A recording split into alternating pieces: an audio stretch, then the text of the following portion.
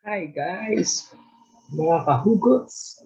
Now this is a special video entitled Kahit Senior Pwede Pa Ring Mag-TikTok. Why? Because I want this video to be an eye-opener for my fellow senior citizens, no? Na hindi ko seniors ay wala na.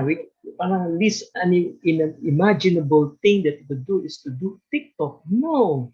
Why? It's not a reason that because we're 60, we cannot do these things. It's just a matter of attitude. If our heart is still young to do things which the young ones like, then we can do anything to make our life more meaningful, more colorful. No? Kahit ba yung sabihin natin 60 nasa medyo borderline na, no, no, no, no. We don't think about dying, but instead we think about living. And kaya, ang purpose din ng channel nito is, of course, to inspire people, a lot of people.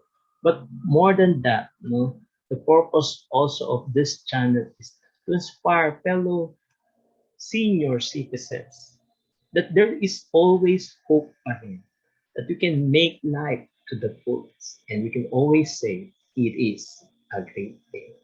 And so, let me share to you our uh, TikTok. No? Pagpasensya na kung medyo ano yung uh, pagsabay-sabay ko. No? I'm not really good at that. No? So let me share this. Yan o, konting galaw-galaw na ganyan. For as long as na susundan. Do it!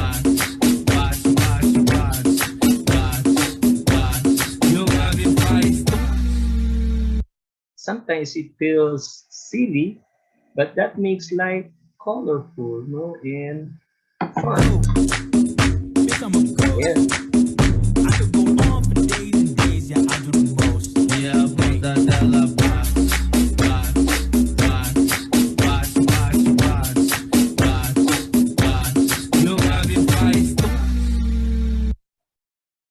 You see, guys, fellow citizens, no, it's just a matter of attitude, no, and one thing, the reason that you'll find me blogging, no, senior already, but still finding time to do blogging so that we can inspire people. And the heart of my channel is always to reach out, okay, inspire, encourage, using God's word through the reflections that I share and even to some other videos that I post.